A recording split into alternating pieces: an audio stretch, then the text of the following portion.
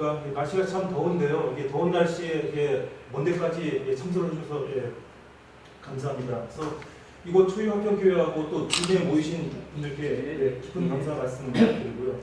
지금부터 포럼을 시작을 하겠습니다. 식민지배와 우리 한일 관계의 정확한 분석을 추구하는 일제청산연구소, 그리고 또 금요일마다 줌으로 모이는 이 시사토론 모임인 이 불금시사, 그리고 또 이 진보적인 기독교 교계 기자들의 매체인 시헤럴드가 함께하는 제1차 월배 포럼을 시작을 하겠습니다. 이번 달 포럼의 주제는요, 일본 제국주의의 기독교 탄압에 대한 건데요. 두 갈래의 길, 순교와 부일 협력, 이런 주제로 김승태 전 한국기독교역사연구소장님 모시고 강의를 하게 됩니다. 먼저 이 강의 듣기 전에 먼저 양진우 일제청산연구소장님의 인사 말씀부터 먼저 간단히 듣고 강의를 듣겠습니다.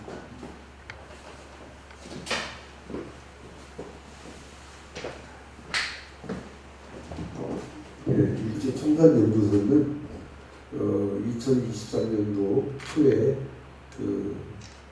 지금 일본의 제7야 조직이 보여서 우리가 이제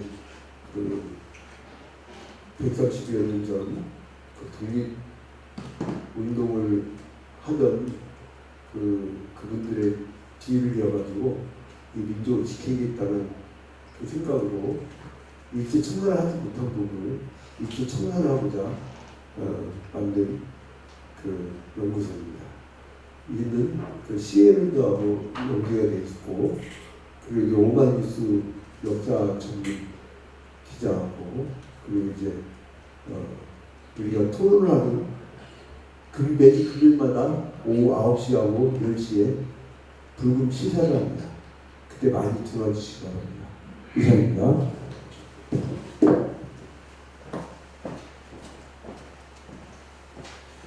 이제 강의를 시작을 합니다. 먼저 우리 김승태 스님 프로필을 간단하게 말씀을 드리면요. 홍익대, 서울대, 한신대 거쳐서 한국사학중앙연구원에서 한국근대사로 박사학위를 받으셨고요. 그리고 이 독립기념관 자격과장 역임하시고 그다음에 민족문제연구소 연구위원도 하셨고요. 그리고 2012년도에 민정국상을 수상을 했습니다. 학술 부문 수상을 하셨고요. 그리고 한국기독교역사연구소장도 하셨고, 그리고 지금 현재는 수원에서 생명평화교회에 감임을 하고 계십니다.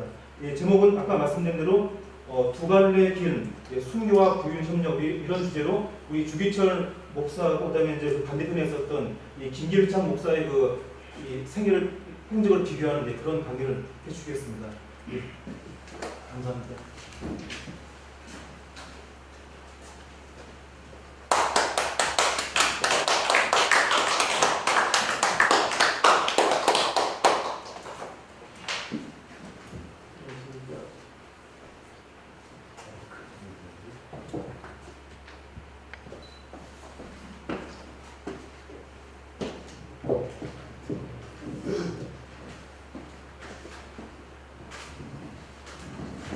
방금 소개해달라는 김숙대 목사입니다. 73년 전 오늘 새벽에 북한 공산군 남침으로 6.25 전쟁이 일어났습니다.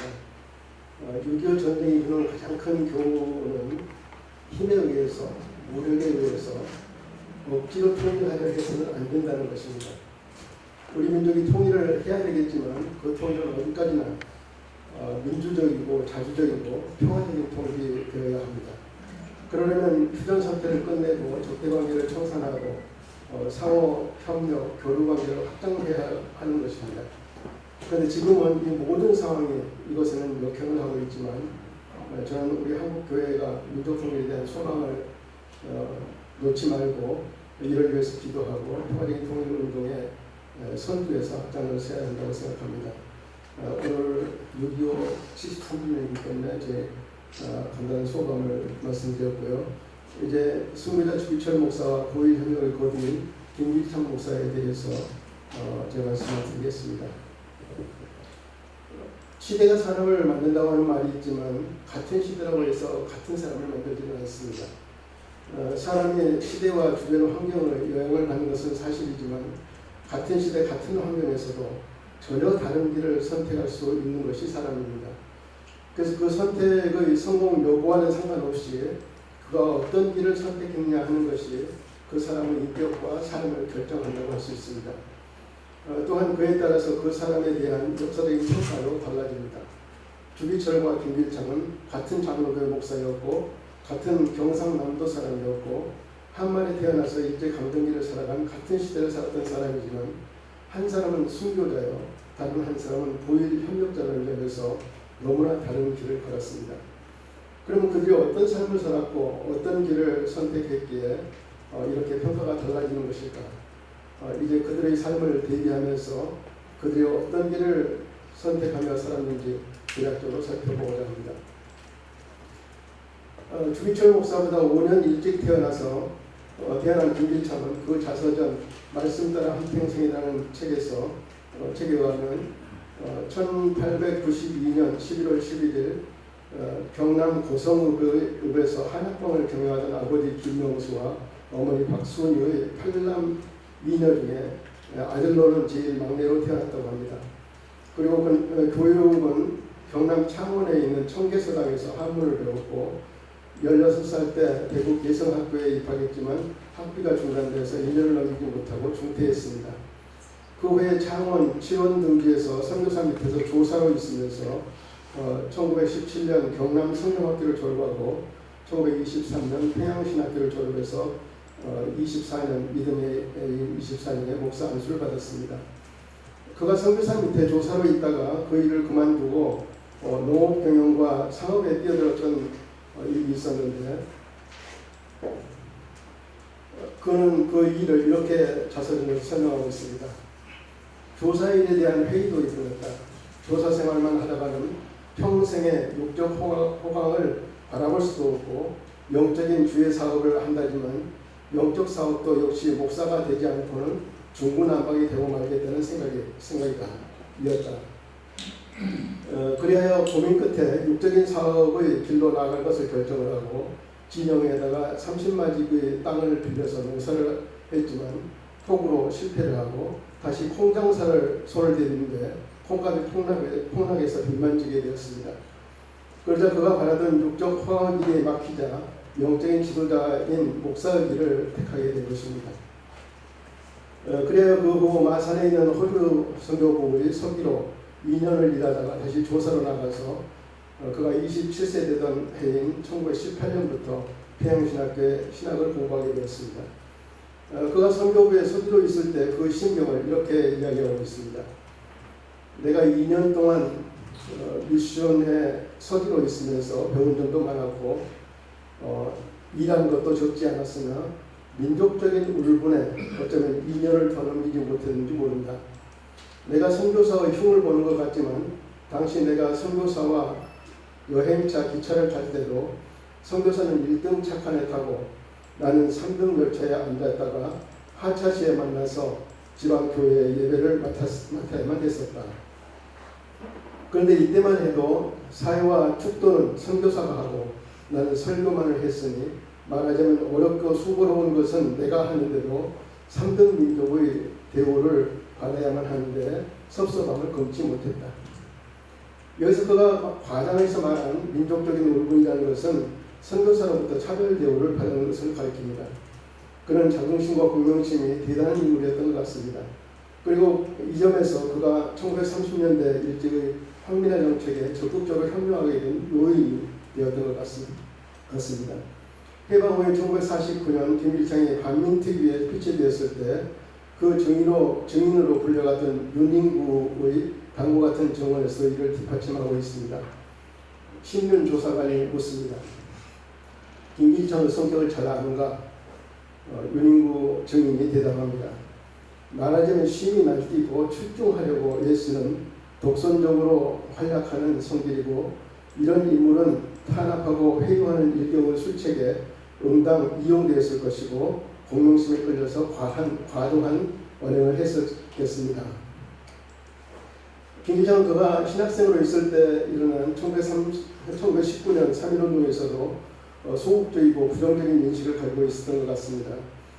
다만 같은 신학생이던 김은창이라는 분이 우편으로 보내온 독립신문 솔로슨 그 독립신문을 친한 연구를 찾아서 몇 장 나누어주다가 마산서에 10일간 구류를 당했고 그 후에도 1926년에 무기 은닉 및 반일 선동혐으로 7일 동안 유치장에 갇혔으나 무혐의로 풀려났다고 합니다. 그런 이 일을 그 자서전에 자랑스럽게 기록하고 있습니다. 이렇게 나라 밖으로 뒤숭숭한 정황을 잘 알고 있는 나였기에 이토록 억울한 철장 생활을 통해서 내 나름대로 애국을 배우고 인내를 기르며 망명투사들의 불타는 민족혼을 몸소 체험할 기회가 된 것이다. 과연 이것이 그때 그의 심정이었을까? 해방 후 그에 대한 반면특위 기소 의견서에는 다음과 같은 기소 이유를 밝히고 있습니다. 교인의 황민화운동 추진단체의 순회적인 인물, 황민화운동, 신사참배운동, 민족정신말살운동이 현전, 신사참배에 대한 반대하는 목사와 교인을 일경과 일본 경찰과 결탁해서 탄압하게 함. 그리고 이러한 범죄 사실을 구현해서 뿐만 아니라 김인년 3.1운동에 언급하여 3.1운동을 쓸데없는 딴장난 하다가 실패했다고 하며 33인 중의 기독교 대표자에 대해서 교회를 사욕에 이용하려다가 실패하고 말았다고 했으니 이는 위대한 선전에 대한 큰 모독일 것이다. 조국 항복의 종교개혁의 공헌이 크다고 하면 할수록 그에 따라 본 피고의 죄적은 현저하다 할 것이다 라고 쓰고 있습니다. 그리고 이 부분에 대해서 김길창은 피의자 신문에서 다음과 같이 답변을 하고 있습니다. 조사관 신림이 묻습니다. 김인년 독립운동에 대해서 33일을 모독한 사실이 있는가? 피의자 김길창이 대답합니다. 기독교를 이용하여 33인 중 신앙을 떠나 조선 독립운동을 한 것은 종교적 입장으로 보아서 오로지 기독교 자체를 모독한 것이라고 생각하였지 33일을 모독한 것은 아니었시다. 다시 묻습니다. 종교적 입장이든 무슨 입장이든 조국이 있어야 민족이 있고 민족이 있어야 종교가 있는데 종교적 입장만 주창하는 것이 민족의 본이라고 생각하는가? 김일성이 대답합니다. 물론 종교적으로도 민족적으로도 조국이 광복함으로써 모든 종교가 윤택해진 것은 사실이오나 독립운동을 방해하거나 또는 비방하는 언사가 아니라 종교적 진리를 말하는 것이요 33인 중 신앙을 떠난 사람 몇몇이 공산주의자들이 종교의 본의를 망각하고 기독교를 이용해서 기독교 자체를 모독하였던 말이옵시다. 다시 묻습니다. 우리 독립운동 열사들은 교회가 가장 안전한 장소라고 교회를 이용해서 독립운동 또는 행동을 시작하였고 기타 열사들은 공산주의든 민족주의든 살인방화든 모든 역량을 다해서 우리 조국의 광복만을 위해서 투쟁하는 것이지 공산주의자라고 말하는 것은 모독이 아닌가? 우리가 대답합니다. 대단히 죄송합니다. 본인도 똑같이 생각합니다. 여기서는 3.1운동을 비방한 사실에 대해서 자신을 변호하다가 조사관의 질책을 듣고서 인정하고 있습니다. 그러나 그 후에 반민특위 특별검찰부에서 실시된 신문에서는 아예 그런 사실조차 하지 않았다고 다음과 같이 부인하고 오히려 증인들을 거짓 증인으로 몰아가고 있습니다. 특별검찰관의 곽상훈이 묻습니다. 피의자는 김이 3.1운동은 쓸데없는 딴장난 하다가 실패했다고 설교한 사실이 있다는데 그런가? 김기창이 대답합니다. 그런 사실 없습니다. 다시 묻습니다.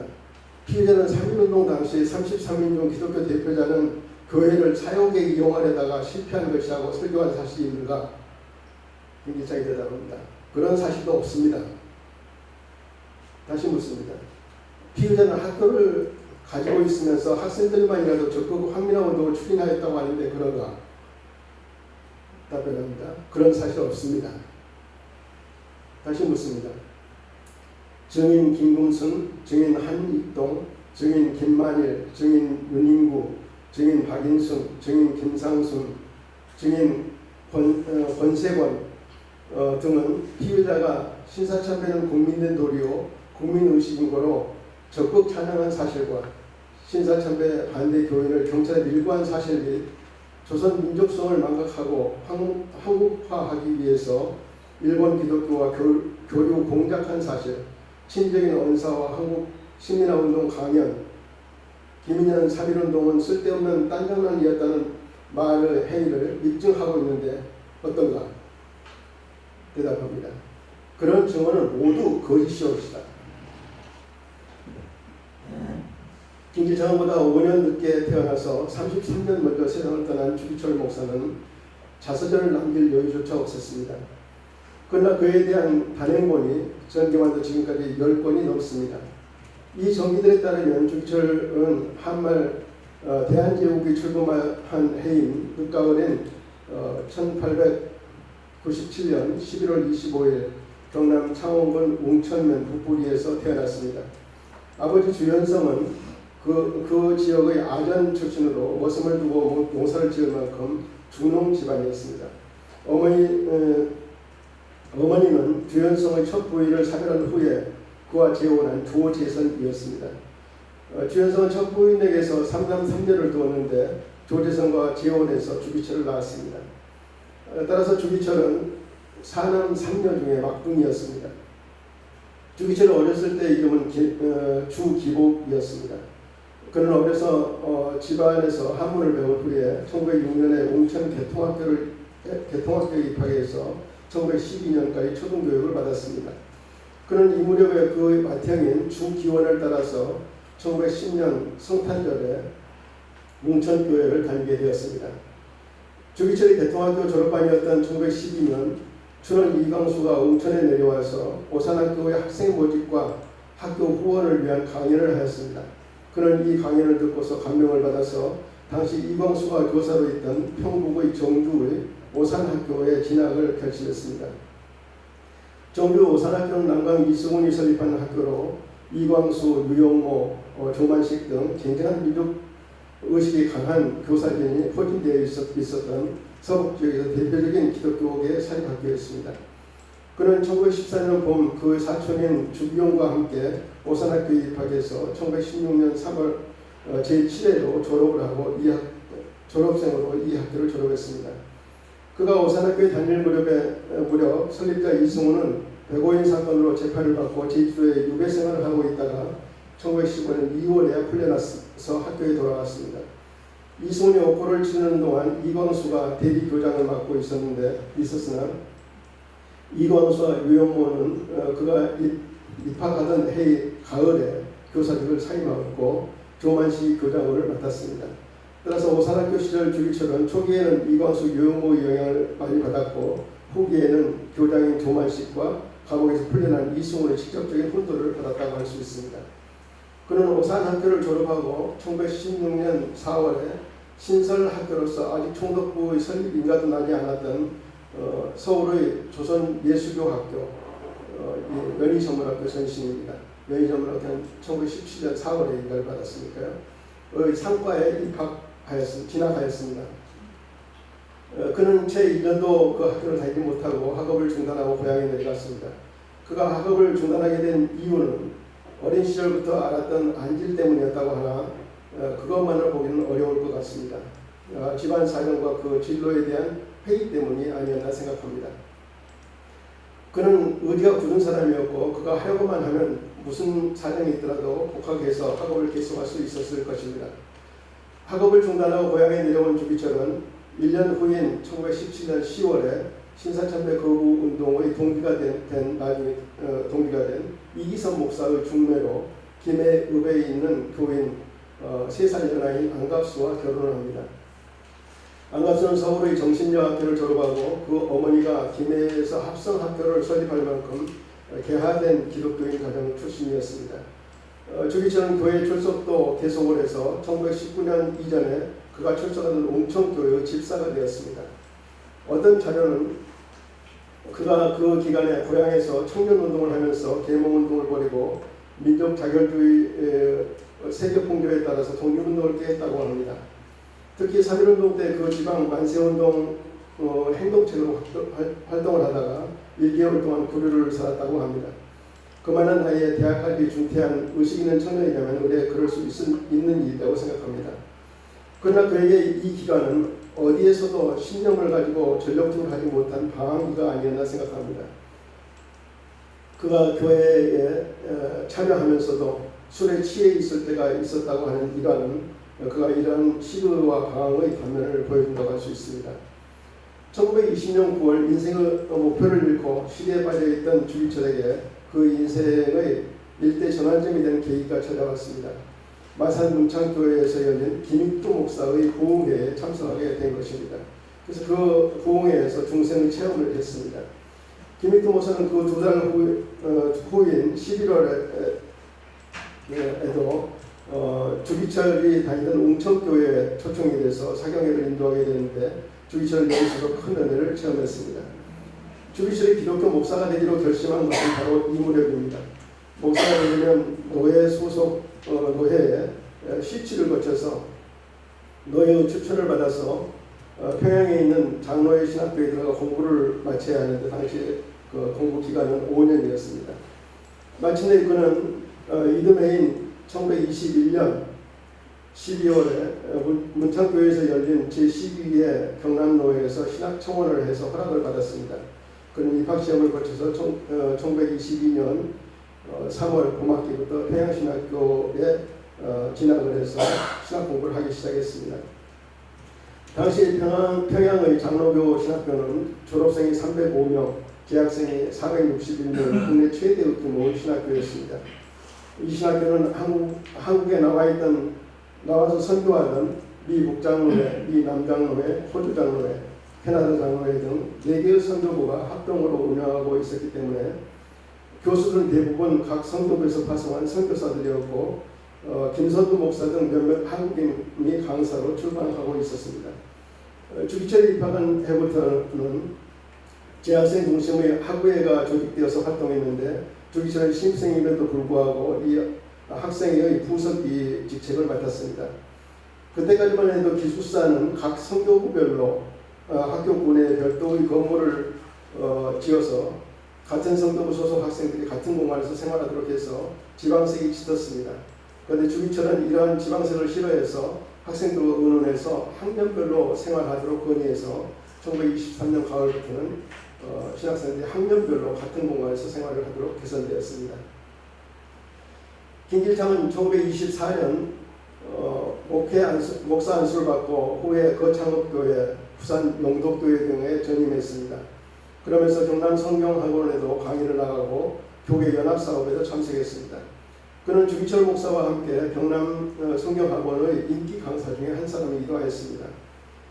교계 연합사업의 참여도 그의 공명심을 채우기 위한 것이었음은 다음과 같은 그 자서전의 진술에서도 입증이 됩니다. 나는 영덕교회 생활에 이렇다 할 큰 보람의 업적이 없어도 격리된 서무식의 열등감을 없애기 위해서 거의 날마다 청년사업 내지는 연합사업을 위해서 묻을 찾아 활동을 전개하였다고 기록하고 있습니다. 어쨌든 그의 이러한 열심히 인정을 받았던지 장감연합공회에서 파송을 받아서 1929년부터 1932년까지 동경 유학생교회를 맡게 되었습니다. 4년간의 임기를 마치고 돌아와서 잠깐 밀양읍교회를 맡았지만 아무래도 이곳 군 소재지가 나의 큰 꿈을 성취하기에는 너무도 협소하므로 큰 도시로 진출할 기회만 기다리면서 기도하고 있다 하는 글을 그는 자수를 하고 있습니다. 그러다가 1933년 12월부터 부산 항석교회에 자리를 갖게 되었습니다. 그는 그 후에 이 교회를 기반으로 해서 활동하다가 1968년 이 교회에서 원로 목사로 추대되었습니다. 그는 1933년부터 34년에는 조선 기독교 연합회 회장을 맡기도 했고 장로교회에서 신사참여를 결의한 1938년 제27회 총회에서는 부총회장으로 비임이 돼서 각 노예의 대표들을 이끌고서 평양신사에 참여하기도 했습니다. 주기철은 평양신학교 재학 중이던 1923년 봄부터 경남로에 소속 양산읍교회 조사로 부임해서 그 목회의 첫 발을 들여놓았습니다.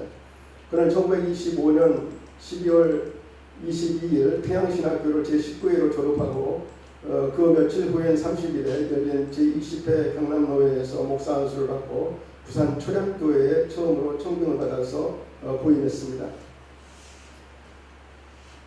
그리고 그해부터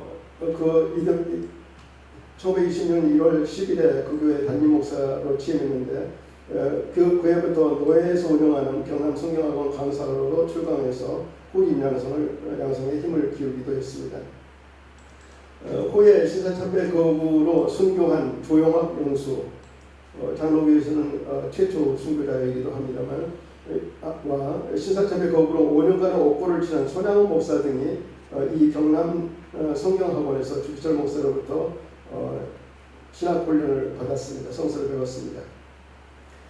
그는 1931년 7월 초량교회에서 목회했는데 부임 초기에는 200명이 채 못되었던 교인 수가 그가 사임할 무렵에는 400여 명으로 증가했습니다. 1920년대는 사회주의 계열의 반종교 운동의 영향으로 젊은이들이 교회를 떠나고 신자 수가 정체되거나 오히려 감소 추세에 있었던 교회가 많았는데 주기철 목사가 충실한 목회를 해서 했던 이 초량교회는 오히려 그 수가 배로 증가했던 것입니다. 그 인격과 목회는 노예에서도 인정을 받아서 1928년 1월 제24회와 1930년 6월 제28회 경남노회에서 부노회장에 피선되기도 했습니다. 주기철 목사는 1931년 6월 21일 초량교회 재직회에서 그 사임 의사를 밝혔습니다.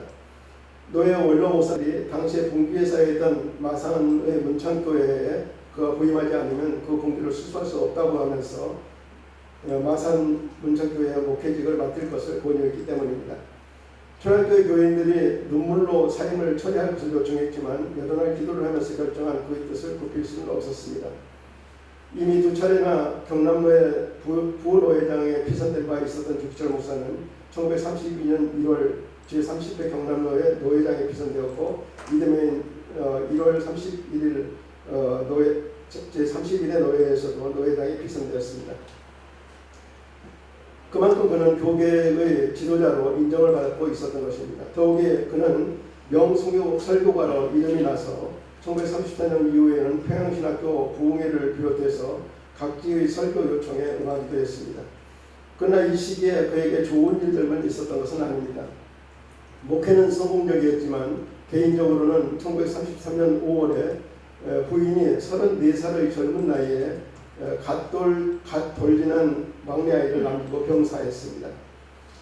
그 이듬해 8월에는 부친 주현성 장로도 세상을 떠났습니다. 그가 이 무렵에 사의 준비, 죽음의 준비라는 제목으로 설교한 것은 우연이 아니었을 것입니다. 아내를 사별한 후에 2년여의 홀로 지내긴 했지만 목회를 계속하려면 아내의 내조가 절실했습니다. 그는 마산 의신학교 교사로 있으면서 그가 담임하던 교회의 집사이기도 했던 오종모에게 마음이 끌렸습니다. 오종모 집사는 평남 강서 출신으로 정의여학교를 마치고 의신여학교 교사로 부임해서 문창교회 주일학교 교사로 섬기면서 33살이 되도록 결혼을 하지 않는 처녀였습니다. 그도 주기철 목사를 흠모해서 자식이 넷이나 있는 목사의 아내가 되어서 내조하기로 결정했습니다. 그래서 주기철 목사는 1935년 여름에 오종모 집사와 재혼했습니다. 그 후 1년을 더 마산교회에서 목회를 하였지만 이제 곳을 떠나 새로운 목회지가 필요했고 그런 날이 다가오고 있었습니다. 마침 1936년 7월 평양 산정교회의 청빙을 받아서 그곳에 담임 목사로 부임하게 되었습니다. 그 무렵 평양의 산정교회도 예배당 신축과 진보적인 신앙 문제로 담임 목사와 당회원 간의 의견이 충돌해서 담임 목사로 있던 송창근 목사가 사임을 했습니다. 산정교회는 새로운 목회자를 찾게 되었고 당시 평양신학교 교수로 그 교회에 출석하고 있던 박청룡 박사의 추천으로 마침 그 교회 장로 가운데 한 사람인 조만칠 선생이 그 오산학교 제자이기도 했던 주기철 목사를 마산까지 찾아와서 청빙을 하자 그 청빙에 응했던 것입니다.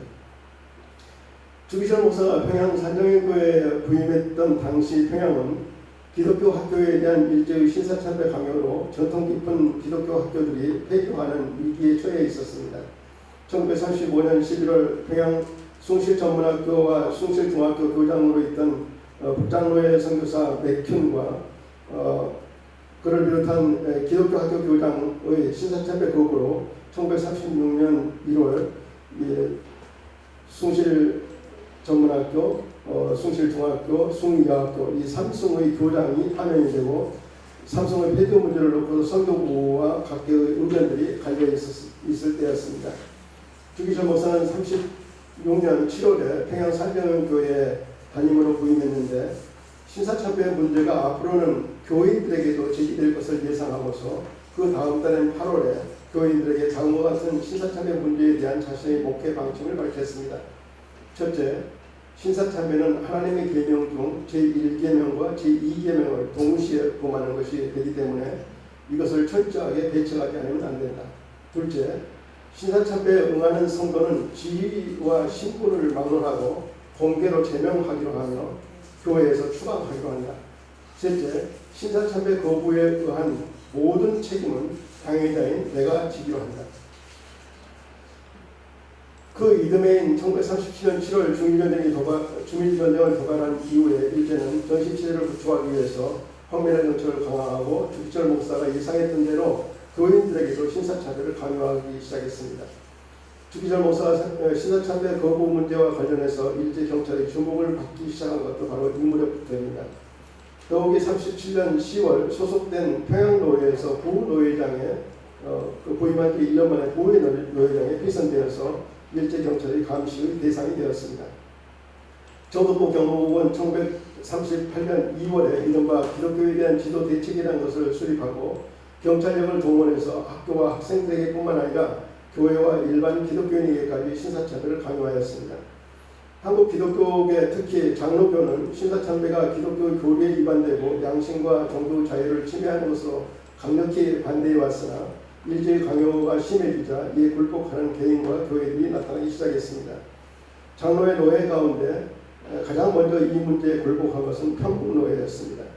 1938년 2월 9일 평국 신천 남교회에서 열린 제53회 평국노회에서 일제 당국의 주장대로 신사참배는 종교가 아니요 국가의식임을 시인하기로 결의했던 것입니다. 이 사실이 알려지자 이에 격분했던 평양신학교 학생들이 당시에 평국노회장인 김일성 목사가 학교 분회에 심어놓은 나무를 베어버린 사건이 일어났습니다.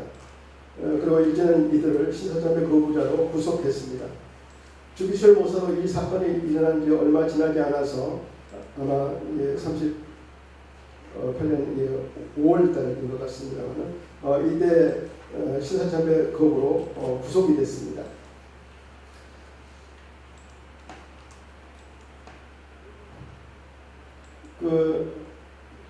그가 1차 구속당한 것은 그 경위에 대해서는 정확한 날짜는 정확하지 않으나 일본에서 신사참배에 순응하는 일본 기독교연맹 총회장 도미타 일행이 신사참배 문제를 설득하기 위해서 평양에 왔을 무렵에 맞추어서 풀어준 것으로 보아서 이 문제에 강력히 반대하는 그를 설득하려는 의도가 있었던 것으로 보입니다. 김인선은 그의 일을 이렇게 전하고 있습니다. 교역자들을 불러 모으고 수십 명의 경관이 둘러선 중에서 도미타 목사는 장시간 연설을 늘어놓고 신사참배를 권면했다. 강연이 끝나자 주 목사는 일어나서 우리는 도미타 목사의 강연을 듣고 그 선부한 지식에는 허무하는 바이나 성경에 비추어서 신사참배하라는 말은 용인할 수 없습니다 하고 반박하였다. 이 도미타와의 신사참배에 관한 논쟁은 1938년 6월 30일 저녁에 주기철 목사가 심호하던 평양 산정교회에서 있었던 일입니다. 그날 밤새 토론을 했다고 되어 있습니다. 일본 기독교연맹 총회장 도미타 미스루와 이 도미타 미스루는 1941년 6월 종교단체법에 의해서 통합된 일본 기독교단의 초대 통일자가 된 인물입니다. 그는 상무위원 히다카와 일본 신학교 교수인 고시를 대동하고서 식민지 한국에 건너와서 이른바 비상시 전도 강연이라는 명목으로 1938년 6월 22일부터 7월 초에 거쳐서 전국을 누비며 부산, 대구, 서울, 평양 이렇게 전국을 누비면서 신사참배의 정당성을 주장하고 이것을 원조하는 강연 행각을 벌였습니다.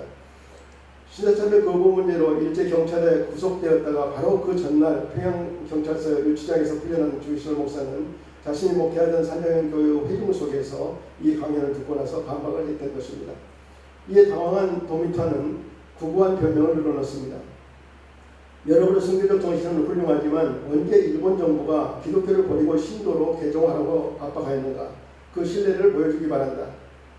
국가는 국가의 제사를 국민으로서 여러분에게 요구하는 것에 불과하다.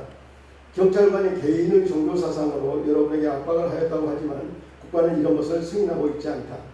기독교가 금압될 때만, 기독교가 금지되고 압박을 받을 때만 우리는 순교해야 할 것이다. 메이지 대제가 만대에 미칠 큰 마음으로 세계에 유례가 없는 종교의 자유를 부여하신 것을 함부로 막는 것은 모독에 해당한다.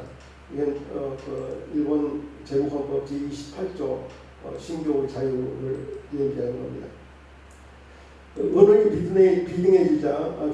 비등하고 격렬해지자 사법형사 2명을 현장에 잠입시켰던 일제경찰은 더 많은 사법형사들을 배치해서 도미타 일행을 보호하지 않을 수 없었습니다.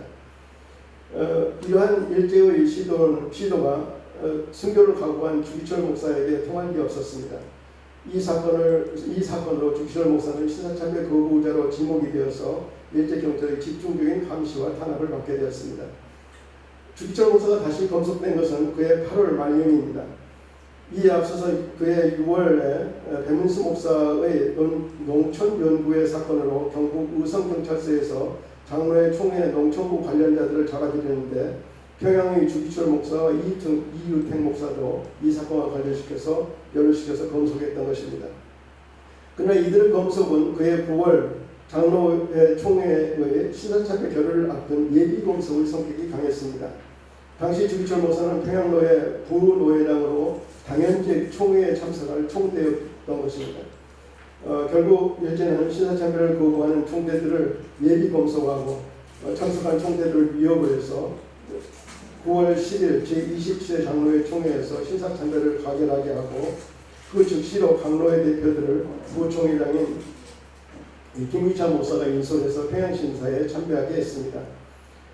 장로회 총회의 이 결의가 일제경찰의 치밀한 공작 아래서 이루어졌던 것은 바로 그것을 결의한 날 발표한 평남경찰부장 세통의 담화문과 9월 30일에 평남경찰부에서 이른바 신사참배 문제 해결 공로경찰관 89명에게 대거 표창을 하고 있는 데서도 알 수 있습니다.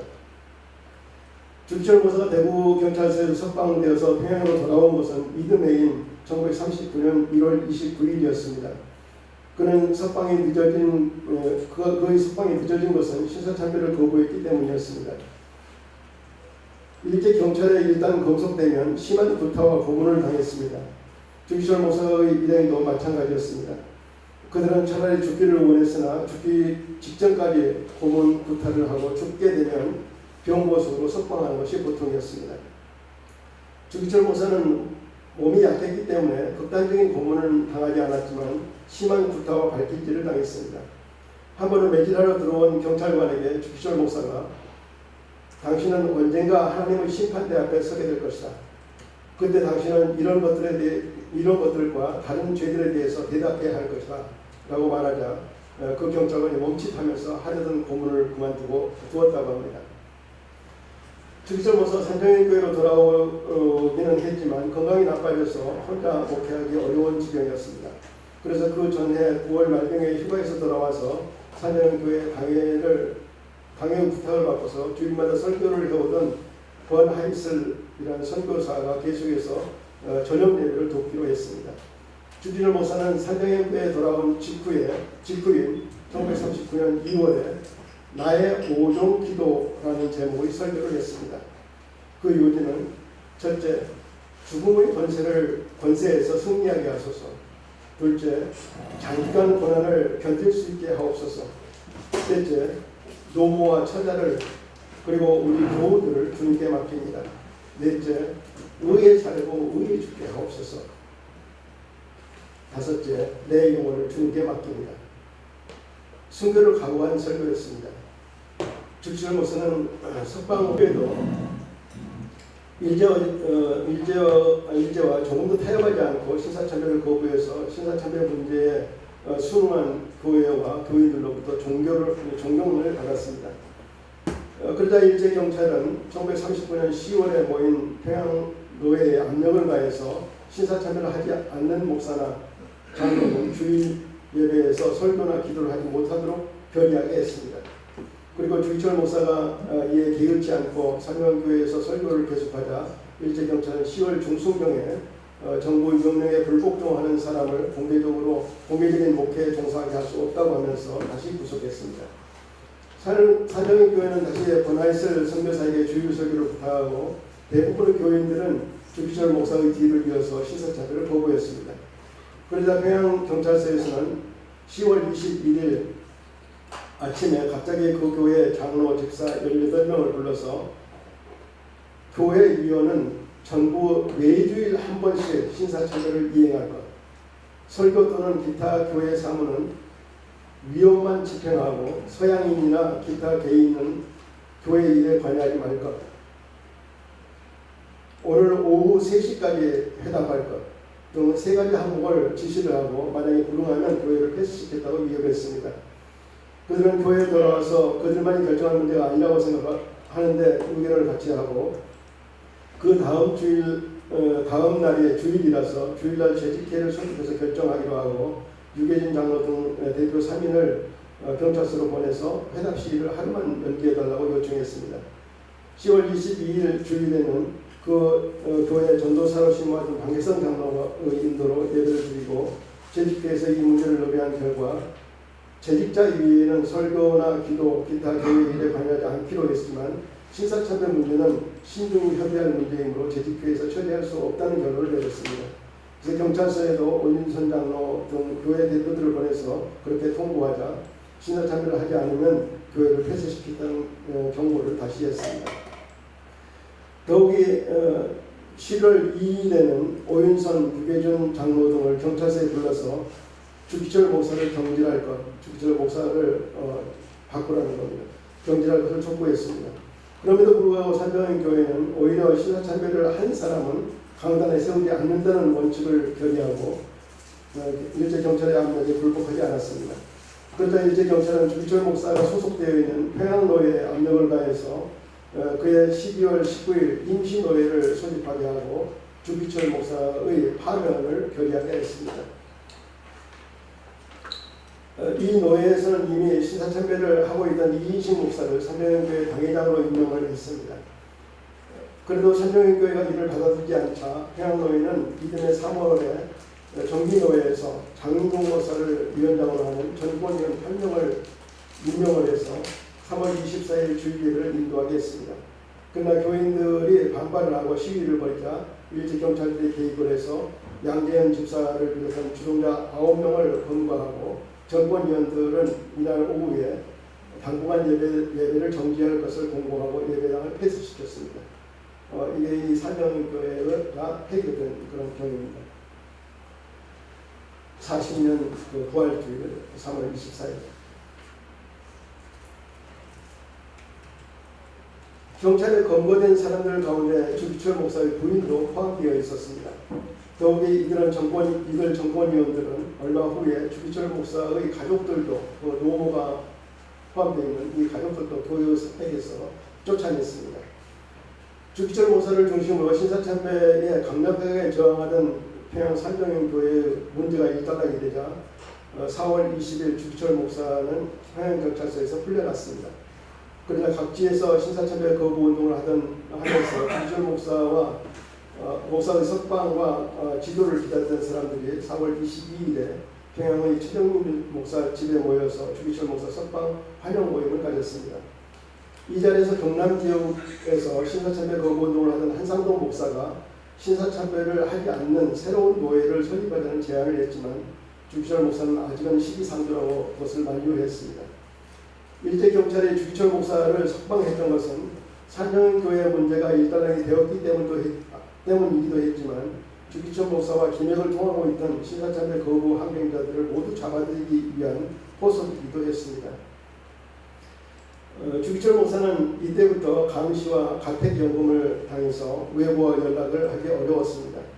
이후 일제경찰은 검찰의 지휘를 받아서 전국에 걸쳐서 신사참배 거부 환경자를 조사해서 그해 1940년 9월 20일 새벽에 함경도를 제외한 전국에서 일제 검거를 실시했는데 그때 그들의 보고서에 따르면 하루에 검거한 인원수가 193명에 이르렀다고 합니다. 물론 그 이후에도 잡아들였습니다만 주기철 목사의 마지막 검속도 이 무렵에 이루어졌습니다. 이때 검속된 주기철 목사를 비롯한 평안남도 지역의 신사참배 거부자 68명은 1941년 5월 15일 평양지방법원 검사국에 넘겨졌고 이듬해인 1942년 5월 12일에야 끝까지 저항하던 35명에 대해서는 내심을 청구하고 8명은 기소유예, 25명은 불기소 처분을 하였습니다. 이 마지막 검속이 그 이전의 검속과 달랐던 점은 그 이전의 검속을 위협하고 해유를 하기 위한 것이었지만 이 마지막 검속은 해유 가능성이 전혀 없는 사람들을 격리시켜서 신사참배 거부 운동의 확산을 막는 데 그 목적이 있었던 것 같습니다.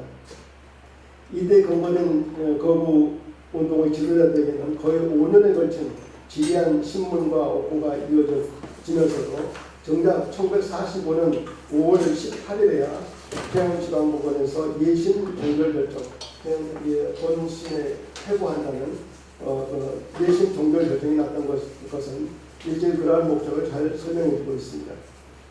그러나 감옥 생활이 너무나 열악한 환경이었고 신문 과정에 고타와 고문이 잇따랐기 때문에 그 과정에서 최봉성 목사, 박관준 장로, 최상림 목사 등은 순교한 사람이 적지 않습니다. 주기철 목사는 바로 그런 사람 가운데 한 사람입니다. 그는 1944년 4월 13일 건강이 악화되어서 병감으로 이감이 되었다가 21일에 부인 오정모 집사와 마지막 면회를 한 후에 그날 밤에 숨을 거두었습니다. 그 나이 47세 때였습니다. 이 시기에 김희차 목사는 주기철 목사와는 전혀 반대 의리를 걷고 있었습니다. 그는 본격적인 부인 활동은 1938년 9월 신사참배를 가결한 제27회 총회 부총회장으로서 각 노예 대표를 이끌고서 평양신사에 참배하면서부터 했던 것 같습니다. 그는 이때부터 본격적인 일제의 순화하는 길을 걷게 되었습니다. 앞에서 인용한 반민특위의 기소 의견서에 의하면 피의자 김길창은 목사로서 적치는 일본 지하인 1941년 이래 해방까지 내로는 항석교회에서 신사참배 추진, 황민화운동, 민족정신 말사를 추진하고 밖으로는 조선 기독교와 일본 전시 기독교와 의 지도협력 지도 이념에 합치하는 그런 중심적인 역할을 했으며 일본인 목사 가가와 또는 도미타 등의 안내역이 되어서 한국 기독교인들에게 황민화 운동의 추진단체의 순회 간부로서 활약했고 소위 신사참배 문제가 대두된 이후에는 경남 교구장으로서 적극적으로 신사참배를 주창하고 이에 대해서 반대한 목사와 교인을 혹은 일본 경찰과 결탁을 해서 탄압하게 하였으며 그래서 본법, 반민특위법 제4조 11항에 해당되므로 기소함이 가하다고 사료함이라는 그 기술을 하고 있습니다. 하이토 목사가 반민특위에서 본인은 30년 전부터 기독교 내에서 총대급 동역자요 교역자 친위 중의 일인으로서 김길창의 행위를 여기서 진술합니다 하면서 김길창은 교회 목사일 뿐만 아니라 총회원, 노회원, 노회 단연 회장, 학교 책임자, 기타 일체 생활의 광범위한 활동이 있어서 이 앞에서 말한 행위가 어떠한지는 자세히 알 수 없습니다만 기독교 교인 신도들에게 신사참배를 하라는 총독부의 지시가 있을 적에도 솔선으로 신도들에게 추진 공작을 했고 일본인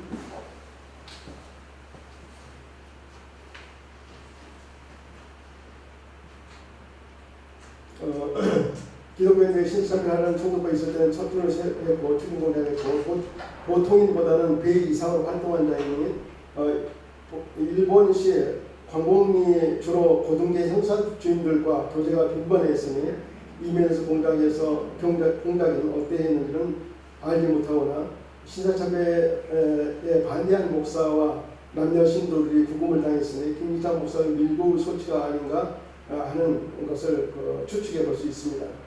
본인은 어느 날 조용한 자세에서 한익동 목사가 김기찬 목사에게 자세히 일제에 너무 아부하지 말고 경찰과 과도히 근친하게 하지 말라고 충고했더니 그가 얘기하기를 경찰을 배척하면 사업도 못하고 앞으로 살아갈 수가 없어서 이러한 행위를 하노라고서 한 사실이 있습니다. 김길창은 우리나라 민족의식은 배치된 자요 일제 시국인식을 솔선해서 일제 외정의 국가의식을 솔선으로 지도한 자로서 황민아의 큰 역할을 하였고 경찰과 친밀한 연락을 했으니 민족의 반역행위가 막대하오니 반민복을 위해서 당연히 벌을 있어야 옳다고 생각합니다. 라고 증언을 하고 있습니다. 한익동 목사가. 이 증언도 김길창 목사의 일제 말기의 행동을 잘 말해주고 있습니다. 김만일 목사도 아무렇든 김길창은 대한국 민족의식은 망각한 자이고 외정에 적극 추종해서 황민아에 다대한 공이 있었던 자요 일본국의 충신이라 대한민국의 반동자라 처벌이 있어야 옳다고 생각합니다. 라고 진술하고 있습니다. 이 김만일과 사실 이 김길창은 아주 친분이 가까운 사이였습니다만 이렇게 진술하고 있습니다. 심지어는 당시 고등계 형사를 지낸 장세권이라는 인물도 증인신문에서 이렇게 증언하고 있습니다. 조사한 신문이 묻습니다.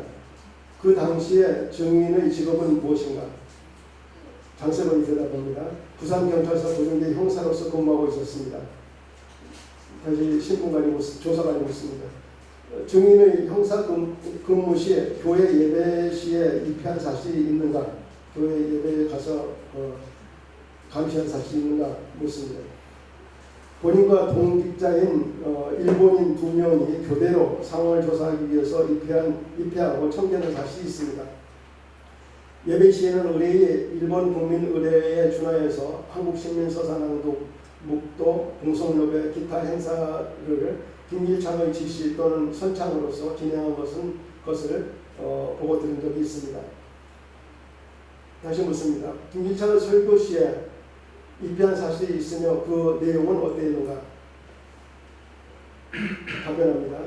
설교 시에 신사참배는 일본 국민된 도리로서 국가의식으로 우리 교회 신도들도 신사참배를 시행하자는 주장을 하였습니다. 그러면 당시 김길창은 증인에게 친구하자는 그런 말은 없었는가? 대답합니다. 당시 김길창은 목사 중에서 제1인자의 거물 목사라 경찰계에서도 소위 간부들과 연락이 빈번했으며 교리가 심했으니 위세가 당당해서 본인 같은 말직 형사에게는 아침 저녁으로 인사 정도이고 적대도 소홀히 했습니다. 그러면 친밀한 경찰 간부는 누구였던가? 본인이 아는 자로서는 당시 고등계 주임인 하라다, 일본인 하라다와 부산서의 고등계 주임인 아라이, 경상남도의 경찰부 고등경찰과에 있었던 사람들, 그 하판나, 강락중 이런 그런 경찰 간부들과도 친했다는 말을 들었습니다. 교제가 심하였다는 증거가 있는가? 본인은 형사 근무 시에 어느 날 공무로서 김길창 본가에 찾아가니 김길창은 어제 저녁에 하라다 고등계 주임이 왔었다고 하는 말을 직접 한 사실도 있고 더구나 김길창이 경찰에 출두할 때도 형사들에게도 인사말 없이 위세가 당당하게 직접 아라이 주임을 찾으며 아라이 주임 역시 김길창에 대한 태도는 마치 기빈들이나 상관들에 대하여서 환영하는 것 같았고 다른 자리에 앉아 이용해서 장시간 면담을 한 사실도 빈번했으며 대단히 치밀했습니다 하고 증언하고 있습니다. 김기창은 애국자 또는 신사참에 반대한 자들을 밀고 투옥하게 하였다는 게 어떤가? 대답합니다. 김기창은 경찰 간부들과 연락이 빈번하였으니 말직 형사인 본인으로서는 연락하고 밀담하는 내용을 직접 듣지는 못했지만 그 당시에 국내에서 신사참회 반대자로서 목사 남녀 신도들 다수가 투옥당한 사실을 들었습니다. 그 당시 김일창의 행위에 대한 사회적 여론은 어땠는가? 대답합니다. 당시 일본인 교회 수반 인물인 아락이라는 목사와 김일창의 관계는 완전히 의견이 합치해서 일본인들에 대한 인기도 절정에 있었으며 결과로 내선일체의 완전한 표현이었으며 일본 국가를 위한 충실한 목사라는 사회 여론이 있었습니다. 결국 김기창 목사도 이런 사실을 부인하고 증인들도 후에는 진술을 번복해서 신사참회 반대자를 밀고 하였다는 부분에 대해서는 입증하지 못하고 반민특위에 피체된 지 3개월 만인 1949년 6월에 기소유예로 풀려나지만 일제에서 그런 소문이 세간에 돌 정도로 일인들과 민감한 접촉을 가지고 있었던 것은 사실입니다. 그러나 그의 자서전에는 이러한 것에 대한 일체의 어떤 해명이나 언급이 없습니다.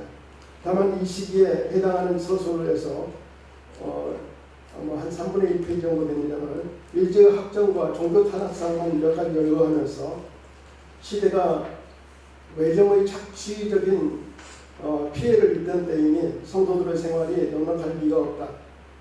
비단 경제적인 생활이 가난할 뿐만 아니라 종교적이며 사상적인 탄압이 더 큰 생활의 위축을 가져왔다.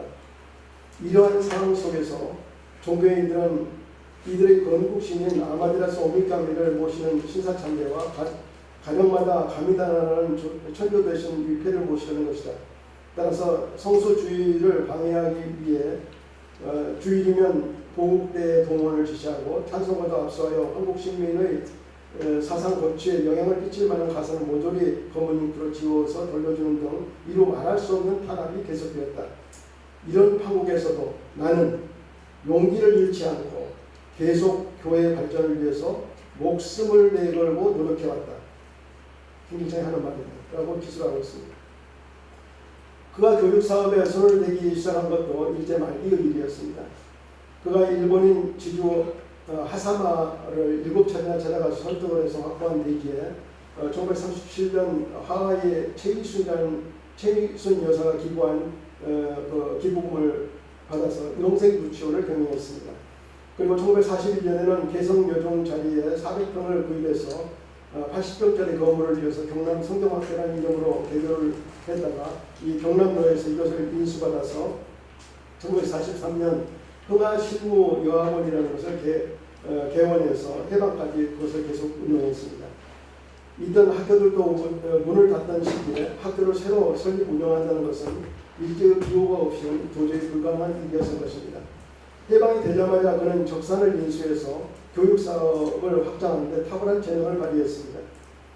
그 자서전에 기록한 표현을 빌자면 남들은 들뜬 해방의 기쁨에 도취하고 있을 때 나는 조용히 적산 부지로 된 교회 대비 150평을 평당 2,000원으로 불어받기에 바빴다. 그리고 당시 이든이 경영하던 미시마 고등여학교를 인수할 꿈을 갖고 3차례나 미시마 교장을 일본인 교장을 비밀리에 접촉해서 상당한 금액을 들여서 인수하는 데 성공했다고 하고 있습니다. 그는 자서전에서 광복을 교육애로라는 제목으로 이 과정을 부연 설명하면서 평소에 교육 이념에 투철했던 나에겐 광복과 더불어 더 큰 욕망이 일어날 수밖에 없었다. 해방 후 일인들이 한국에서 동행하던 학교들이 문을 닫게 되고 모두 귀국하게 된다면 그 학교 설비들을 그대로 살려서 우리의 교육 터전을 삼고자 하는 교육열이 타올랐기 때문이다. 당시 일인 미시마 교장이 자기 이름을 따서 미시마 고등여학교를 목동산 기슭에 세워서 한국 시민의 교육을 하던 그 건물을 인수하는 데 착수하게 되었던 것이다. 나는 패전의 고배를 마시고 기국을 서두르는 미시마 교장을 3차례나 찾아가서 여러 가지로 권유 설득 작전을 힘겹 끝에 상당한 돈을 지급하고 1945년 10월 2일 계약서를 받고 법적인 절차까지도 성공적으로 끝냈다. 이 학교가 현재 남성 여중고인 것이다 라고 기소하고 있습니다. 미 군정이 들어선 후에 이 건물은 적산이기 때문에 국가에 반납해야 한다는 통보를 받았지만 인맥을 동원해서 군정 당국과 교섭을 해서 무마를 시켰습니다. 사실 적산이라는 것은 일제가 우리 강토에 들어와서 불법으로 점유했던 재산으로 일본에서 해방된 당시로서는 국민 모두의 공익 사업을 위해서 쓰여져야 할 국유 재산이었지 어떤 개인이 사유화할 수 없는 것이 아니었습니다. 그러나 그는 이렇게 확보한 재산을 기반으로 해서 재단을 구성하여서 1947년 이 군정화의 문교부에서 인가를 얻게 되었고 그해 문교부로부터 교육 공로상까지 받기도 했습니다. 그는 이런 가운데 1945년 동아대학교 설립에도 참여하여서 이사장을 지내고 학교법인 남성, 대동, 혼성, 한성 등 4개 재단법인을 설립해서 교육사업을 확장했습니다. 1962년에는 부산신학교를 설립해서 교장을 맡기도 했고 이러한 재산과 사회적 영향력을 배경으로 교계에서도 수차 경남노회장, 부산기독교연합회장, 한국기독교연합회장 등을 지내기도 했습니다. 그 자서전에는 1968년 영국 요크셔 대학으로부터 명예신학 박사 학위와 이듬해 중국 문화원으로부터 받은 명예교육학 박사 학위를 받은 것이나 자신의 원로 목사 추대에 대해서는 그 연애 순서까지 자랑스럽게 상세하게 기술을 하면서도 자신의 과거 친일 행적에 대해서는 참여를 한 기류도 발견되지 않습니다. 그가 반민특위에 피체되어서 신문을 받을 때 진술한 다음 내용은 그 종교적 민족적 양심이라는 것이 어떤 것이었는지를 능히 짐작할 수 있게 해줍니다. 조사한 신윤이 묻습니다. 사이판도 황군 전승 기원제에 종교만으로서 승리할 수 있다고 열렬한 제문을 낭독한 사실이 있었지? 김길창이 대답합니다. 황군 전승 기원제는 교회는 물론이고 전국으로 불교나 각계 교회를 할 것 없이 전부 다 기원제를 거행했던 것이오니 보통으로 행사한 사실은 있습니다. 다시 묻습니다. 소위 목사로서 민족을 팔고 종교를 팔고 양심을 팔아서 기도하는 것이 종교의 지도자라는 것이 정당하다고 인정하는가? 대답합니다. 대단히 미안한 사실입니다. 종교인으로서 하지 못할 행사를 했음은 어찌 양심이 부끄럽지 않을 리가 있겠습니까만 민족을 팔고 한 사실은 없습니다. 그는 끝까지 그의 부일 협력 행위를 민족적인 반일 행위가 아니라고 민족적인 반일 행위로 인정하거나 반성하지 않았던 것입니다. 1962년 6월 71세가 되는 김길창 목사는 자신의 아들이나 자구보다도 나이가 어린 34세의 젊은 여성, 그것도 자신이 목회하던 교회의 전도사를 지낸 인물과 재혼을 해서 세간의 화제가 되기도 했습니다. 그는 이렇듯이 다른 사람의 이목을 두려워하거나 양심의 가책이 전혀 없었기 때문인지 천수를 다 누리고 1977년 85세의 나이로 세상을 떠났습니다.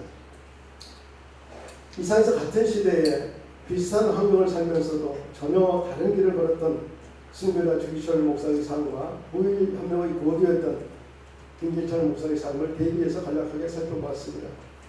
주기철 목사의 일제에 대한 항쟁은 기본적으로는 그 신앙과 양심의 자유를 지키기 위한 신앙투쟁이었습니다. 하지만 그 당시에 일제의 전시체제 하 황민화 정책을 비롯한 식민통치의 지배 이데올로기에 대한 정면적인 도전이었고 이것을 무효하고 무력화시키는 비폭력 항쟁이었습니다. 그의 강단에서의 설교와 옥중 순환은 그가 목회하던 산정교회의 교민들은 물론이고 같은 길을 가고자 했던 모든 사람들에게 힘과 용기를 주었고 일제의 압력에 굴복하고 순응했던 이들과 교회에는 경고가 되었습니다. 또한 그의 순교는 일제의 비인도적 전 근대적인 종교 탄압에 대한 명백한 고발이고 폭로였습니다. 그렇기 때문에 불의와 타협을 거부한 그의 신앙 절개와 항쟁과 희생은 암흑시대를 밝히는 등불로서 우리 역사 속에 영원히 기억될 것입니다.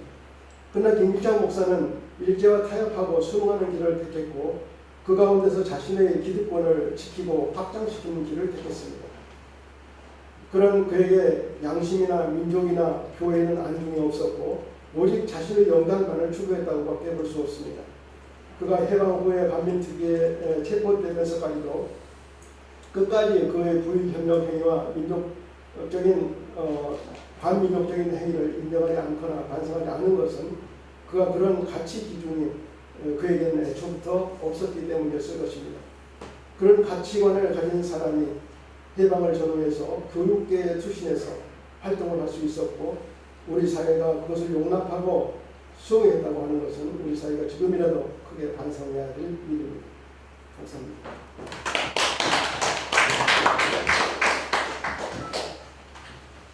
잠깐만 주시죠.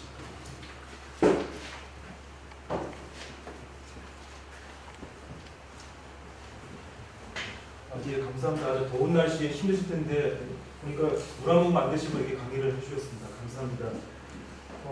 참 이게 좀 가슴 아픈 역사 이야기인데요. 일제 강점기, 일제의 기독교 탄압에 대한 그런 말씀이었습니다. 그래서 한마디로 하나님 대신에 히로히토를 믿으라, 일본 왕 히로히토를 믿으라, 그런 탄압이었고, 그래서 신사 참배가 그런 한마디로 그런 본질을 갖는 그런 탄압이었습니다. 그래서 이런 탄압에 대한 두 가지 대응에 대해서 말씀을 해주셨습니다. 한쪽은 주기철 목사 식의 대응이었죠. 순교로서 참배 신화 참배 교구를 이렇게 극복을 했고요. 또 반면에 김일성 목사는 거기에 편성을 해가지고 오히려 그거를 자기 출세와 치부의 기회로 삼았습니다. 그리고 심지어는 이 미군정기에 일본인들이 두고 간 적산, 특히 기독교계 재산 그거를 이렇게 활용해가지고 더 치부해가지고 이렇게 해방 후에 교육계에서 또 지도자가 되는 그런 말씀을 해주셨습니다.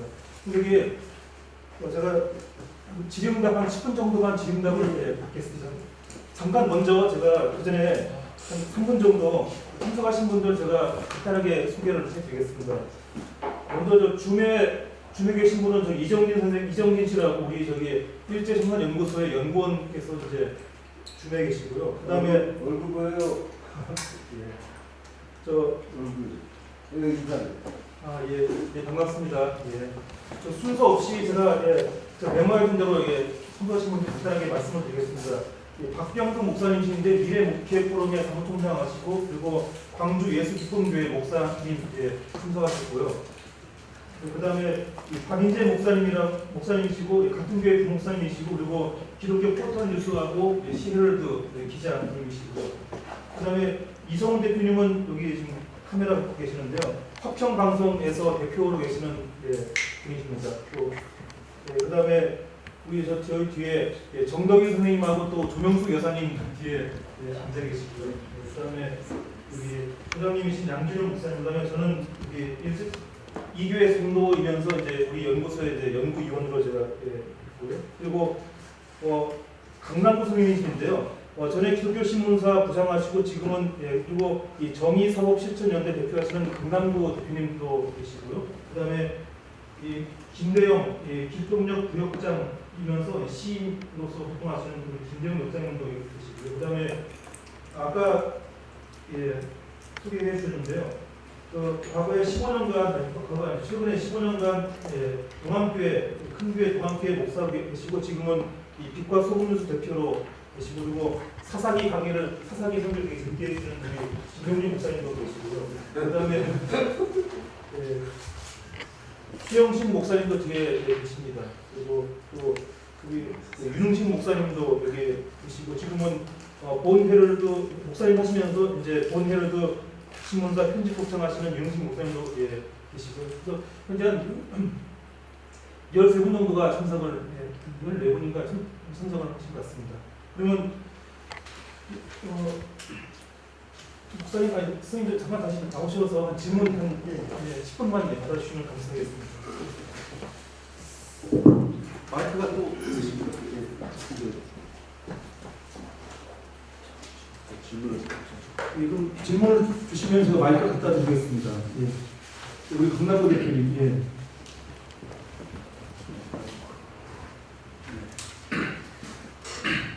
네, 수고 제가 궁금한 것은 1945년 10월달 그 김길창의 그 반민특위 그 기소 의견서가 제가 그 사법운동을 하고 있는 시민단체 대표로서 이때 당시만 해도 검사가 검사의 역할을 제대로 했다 그런 시기라고 저는 알고 있어요. 그래서 이제 이승만 이후로 이제 그 검찰이 그 수사권까지 갖게 되면서 우리 그 검찰의 역사는 여기서부터 왜곡이 되기 시작이 됐다고 저는 봅니다. 그래서 이때만 해도 이 검사를 경찰이 살인도 하고 폭행도 하고 여러 가지 압박이 그 심했던 때라고 저는 알고 있는데 반민특위 기소의견서가 제가 궁금한 것은 반민특위 기소의견서를 이게 그 어느 정도나 지금 자료로 남아 있는지 제가 궁금하고요. 이와 같이 김일성 같은 이런 그 부역자들이 어떻게 우리 사회에서 구분을 해야 되는지 이 점이 우리 이수태 강사님께서 좀 나름대로의 소견을 좀 발표해 주시면 감사하겠습니다. 네, 이상입니다. 이렇게 반민특위 검사들은 특별 검사들이고요. 네. 특별 검사들이고 이 반민특위 자료는 국사편찬위원회에 들어가는 이 반민특위 기록부에 있습니다. 그 신문 조서들도 뭐 이런 것도 있는데, 근데 이 반민특위에 최초 체포한 것은 1949년 2월달부터입니다. 전임과 목사를 체포한 최초 같은데, 일단 그렇게 하고 6월달에 그 경찰들이 반민특위 공격하잖아요. 테러를 해서 그 8월달에 완전히 해체가 되거든요. 그래서 이때 거의 대부분 처형돼서 사형받은 사람 없습니다. 그리고 거의 처벌을 면소가 되거나 비소유예로 풀려나거나 이렇게 돼서 제대로 처벌하지 못하니까 반민특위가 사실은 제대로 작동하지 못한 그런 저희가 가지고 있고요.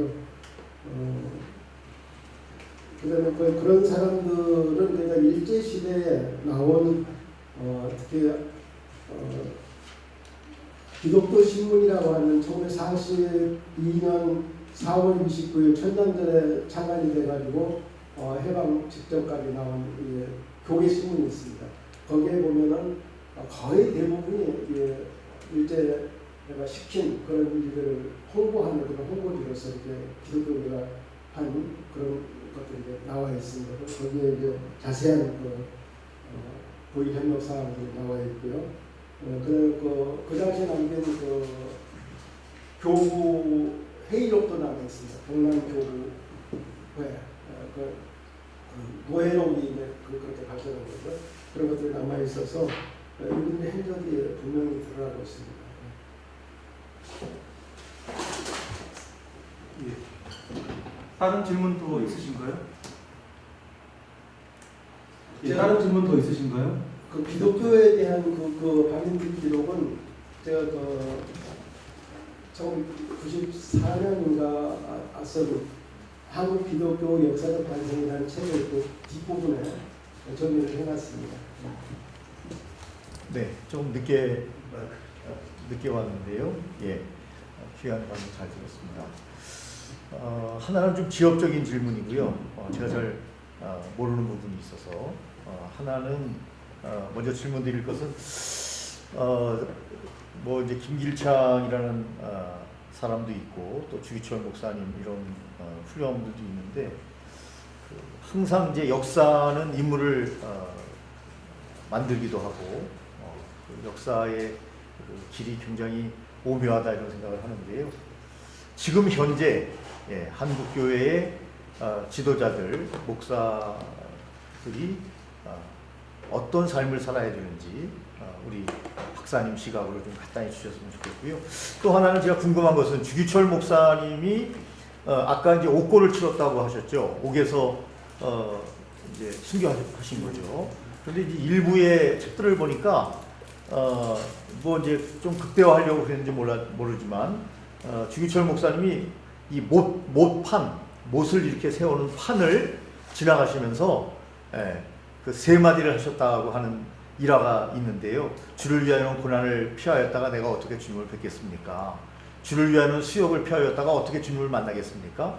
주를 위하여는 십자가를 내가 피하였다가 어떻게 주님을 뵙겠습니까? 이런 세 마디를 하고 못판을 걸어가셔서 순교했다. 이런 이야기가 있는데 확실한 실체가 뭔지 지역적인 문제지만 궁금해서 여쭤봅니다. 네, 감사합니다. 순교자를 만들고 하여튼 많은 신화들이 따르게 됩니다. 그래서 저는 그 두 가지 신화를 보고 있는데, 하나는 손양원 목사님이 그 문둥병 환자들의 그 입으로 그걸 빨아서 이제 죽였다 하는 거하고, 주기철 목사님 모판 위를 걸어서 가셔도 저는 이건 역사적 사실이 아니라고 생각합니다. 아니라 말씀드리죠. 예, 만약에 손양원 목사님이 그렇게 하셨더라도 그거는 그렇게 공포하는 건 자랑스러운 건 아니다.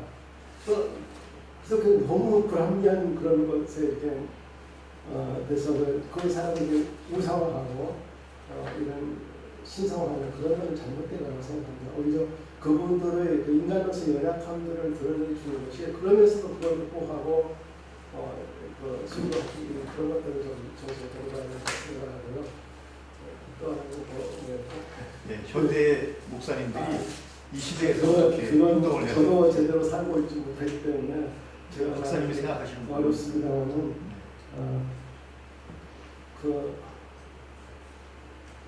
이 목사들이 가장 중요하게 생각하는 건, 하나는 이 거짓에 대한 올바른 판단력하고 역사의식이 있어야 된다고 생각해요. 만약에 그 당시에 저기 했던 목사님들이 1945년 8월 15일에 해방될 거라고 생각했으면, 그걸 기대하고서 믿었으면 저는 그렇게까지는 가지 않았을 거라고 생각합니다. 일제시대가 영원할 거라고 생각하고 그래서 그런 변절이 있었다고 생각합니다. 그래서 지금도 교회에서 역사의식을 가진 목사님들의 설교, 그것이 여호자적인 설교가 아닐까. 그리고 그 설교와 이 생활이, 자기 삶이 일치하는 그 목사님, 그것이 바로 이 성육하는 기독교 신앙의 실체, 자기 몸으로 보여주는 그런 게 아닐까 그런 생각을 해보는데, 한국교회가 사실은 절반이지만 신도들보다는 지도자인 목사들한테 의존을 해서 이렇게 오도를 받고 있다 하는 걸로 그렇게 생각합니다. 감사합니다. 네, 또 질문 있으신가요? 아니, 박인재 목사님 먼저. 네, 박인재 기자입니다. 예, 강의 잘 들었고요. 지금 이제 양 두 갈래 길, 순교와 부일 협력, 그러니까 순교를 하셨던 주기철 목사님, 한상동 목사님 그쪽 계열, 나중에 이제 고신 계열 쪽으로 이제 빠진 케이스고, 그다음에 결국은 이제 그 김길창 등의 그 사람들은 이제 결국은 이제 기득권이 됐죠.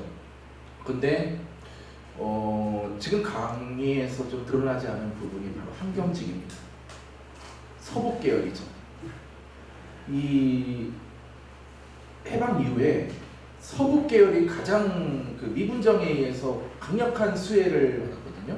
근데 영락교의 역사를 보면 제가 또 영락교 출신이기 때문에 더 이제 통탄을 금치 못하고 있는데, 일본의 천리교당을 미군정으로부터 불화를 받았거든요. 그래서 강력한 성장을 이뤘는데 한경직을 신사참배를 했단 말이에요. 그런데 자신의 그 과오를 숨기고 서북청년단을 일으켜서 무자비한 학살을 지시했다 내지 묵인 방조했다. 지시까지는 이 역사적으로 드러나지는 않았다고 하지만 적어도 묵인 방조는 사실이거든요. 영락계 청년부를 동원해서 제주도로 내려가서 이 한경직의 이 이중적인 태도, 그리고 영락계의 부흥, 서북 세력의 바로 이 부분에 대해서 어떻게 보고 계신지 좀 궁금합니다. 한경규 목사님에 대해서는 이제 곧 책이 아마 제가 다루고 있는 카톨릭 신문 기자가 열심히 쓰고 있어 제가 전해주고 뭐 그랬습니다. 나올 겁니다. 뭐 많은 사실이 밝혀지고 있지만 그분은 북한에서 월남을 하셨잖아요. 월남을 하셨기 때문에 물론 진짜 잘 하신 분입니다. 그래서 그 태평양 타고 나서 처음으로 92년이니까 육사들 중에서 그 환영 축하식을 가지면서 나는 주인입니다. 신사천의 한 사람입니다. 이런 고백을 처음으로 했었죠.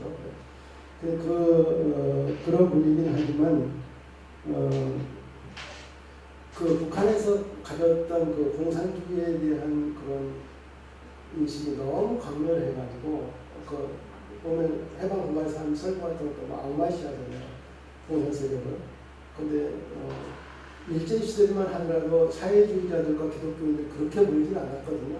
20년대 물론 반기독교 운동이 있었다고 했지만 이건 외부에서 들어와서 서구 세력이 선교사들을 내세워서 서구 제국주의를 압제한다 해가지고 했던 것이 그건 그때 이제 운동 차원에서 기독교를 격화시키기 위해서 특히 주일학교 운동에 반대해서 어린이들에게 미신을 강조하고 있다 뭐 이런 거 하면서 공격하기 위해서 그렇게 했지만 그렇게 사회주의자들하고 기독교인들이 멀지 않았어요. 멀지 않았는데 서로 동맹세력 정도 이렇게 생각하는 경우도 많았는데 사실은 반공주의가 강화된 것이 해방 후거든요. 후고 특히 북한에서 월남한 기독교인들 이분들이 이제 정말 북한을 막말로 지배하고 뭐 그런 식으로 해서 강화됐죠.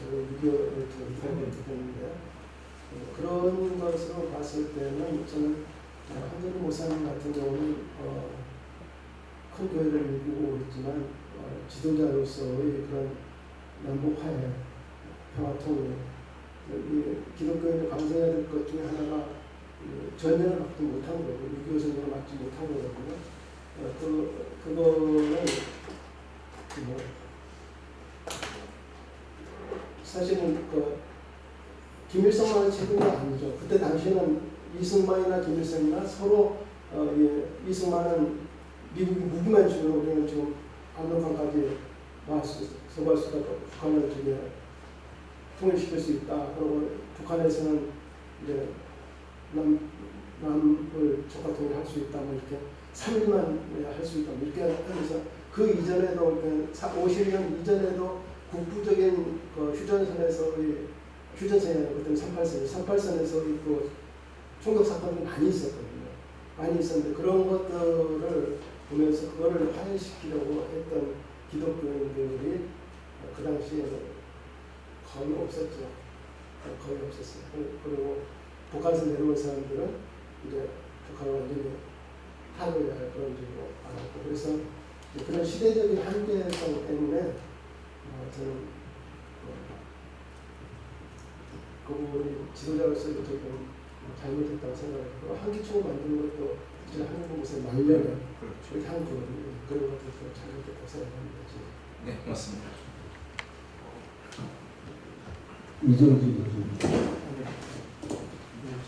질문 아직 없으시고 목사님 아까 질문하시려고 했잖아요. 예, 먼저 하시죠. 김기찬이가 경남 노회장까지 하고 교단에 굉장히 주치적 역할을 했지 않습니까? 그러면 그 당시에 그 노예 분위기, 교단의 분위기, 그 분위기가 그런 김기찬 같은 인생들이 거의 대부분이었는데 왜냐면 그때 해방 직후에도 자기가 이 교회당을 되고 싶은 아까 말씀하셨죠? 그거를 이제 굉장히 당당하게 자랑스럽게 교회당까지 이제 얻으면서 근데 그 당시 노예와 그 교단 전체에 일제 관리기에 교회를 가지고 있는 사람들은 교회와 교인들을 가지고 있는 사람들은 일제에 부역했던 사람들입니다. 소극적으로 그리고 거기에 강력하게 반대했던 사람들은 교회 자체가 한상봉 목사 같은 경우도 교회 사건으로 나오자고 하셨잖아요. 그러니까 교회를 가지고 있는 세력들은 그런 부의지 협력 세력들, 그 사람들이 이제 계속해서 해방 후보 기독교를 이끌었다고 볼 수 있는 거죠. 예, 그리고 그분들은 자기 주변 사람들은 정말 잘합니다. 격벌 정책에서 교육계 투신한 사람 많은데요. 김정선 저 자기 아들을 교장으로 세우고 막 이렇게 해서 그 친족끼리 이렇게 해먹어요. 그런 것이 그 기독교 사립학교 법인들 이런 데 굉장히 많죠. 그래서 그런 점에 있어서 자기 기득권을 해방하는 포기하지 않는 거죠. 예, 어떻게 질문이 더 있으신가요? 그러면 제가 간단하게 그거 하나만 간단하게 해볼게요. 일제 강점기 때 우리나라 지금 질문하실 건가요? 저요? 예, 질문하실 건가요? 예. 간단하게 해주세요. 예. 예. 실례합니다. 이번에 못 가게 된 거는 좀 많이 아쉽고요. 아까 박인재 목사님께서도 얘기했던 거지만 그 영락교회 청년부 신부가 허북청년회를 만들었다고 하지 않습니까? 예, 그건 황경재 목사님이 인정하고 있는 예. 거예요. 물론 연합교회 청년들만으로 만든 건 아니고, 예, 그런 월남한 청년들 중에서 이제 그걸 만들어가지고 그 사람들이 제주 사상 사건 때 파견돼가지고 경찰들과 협력을 해가지고 그 사상 사건 피해자들 탄압하는데 이용을 했죠. 그래서 그거를 정당화한 거예요. 이정희 선생님, 제가 지금 생각이 났는데, 지금 생각이 나는데요. 2년 전인가요? 네. 백선엽이 죽었지 않습니까? 네, 백선엽. 백선엽의 장례를 영락교회가 치렀어요. 백선엽의 장례를 영락교회가 치렀고, 그 가족들, 그 종생이 이제 백인엽이죠. 네. 그래서 선과 인을 따서 용산의 그 용파리로 유명한 그 선인상가 아시죠? 그 용파리 때 그 용산상가가 선인상가입니까? 선인상가의 주인이 바로 백선엽, 백인엽입니다. 예, 용산 전사상가에 그 낮은 상가하고 선인상가 있잖아요. 그 선인이 바로 백선엽, 백인엽의 선과 인을 따서 선인상가입니다. 그래서 아직도 그 백선엽은 그 용산에 엄청난 땅을 소유하고 있죠. 그리고 제가 알기로 인천대인가요? 거기도 가지고 있는 걸로 제가 알고 있죠.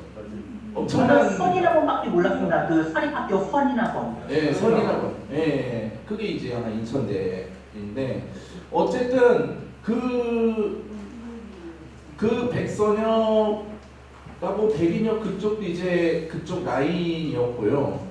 그때 제가 기억으로는 군의 핵심 간부가 제 이름이 갑자기 생각이 안 나는데 군의 핵심 간부가 경찰 군 간부와 경찰 핵심 간부가 영락교회 집사였다. 김창룡인가 혹시? 김창룡? 김창룡은 아니에요. 정일권? 모릅니다. 하여튼 한 명 있어요. 아유, 예, 감사합니다. 시간이 어제도 검사도 연락드리고 오세도 장로. 예. 제가 아까 드리던 질문 좀 간단하게 제가 질문 드리겠습니다. 일제 때 우리 민중들이 받은 기본적인 핍박이 그 징용, 그다음에 징병, 그다음에 위안부, 그리고 또 공출이고 한데, 근데 기독교인들은 그거에 대해서 신앙 강요까지 받았거든요. 그래서 저는 개인적인 느낌이 일반 민중이 받은 탄압보다 오히려 교인들이 받은 탄압이 더 심하지 않나 하는 그런 느낌이 있는데, 혹시 선생님께서는 어떻게 생각하시는지? 그럴 수 있겠죠. 그럴 수 있고 일반적인 탄압은 그거 다 받았고 또 신앙적인 탄압도 받았으니까 그럴 수 있습니다. 감사합니다. 그럼 저기 오늘 너무 힘들게 강의해 주셔서 너무 감사하고요. 박승계 박수 한번 드리겠습니다. 김길창에서는 말씀 따라 한평생이라는 자서전입니다. 비매품을 나왔는데요. 말씀 따라 안 들어서 그래 제가 책 제목이 정말 너무 이거는 지금 최근에 나온 주기철 목사 여성이 사무실가 끝까지 시청해. 예, 감사합니다. 예, 더운 날씨에 아주 힘들게 예, 아주 오랫동안 말씀해 주셔서 감사합니다. 그럼 예, 그리고 긴 시간 동안 이렇게 이 더운 날씨에 이 줌하고 또 이런 우리 그 초약학교회 현장에 오셔서 이렇게 강의 들으셔서 감사하고요. 그래서 이 프로그램 이 정도로 마치는 게 좋겠습니다. 그리고 마지막으로 우리 소장님이신 양준호 목사님께서 간단하게 마무리 발언 해주시고 이 프로그램을 마치겠습니다.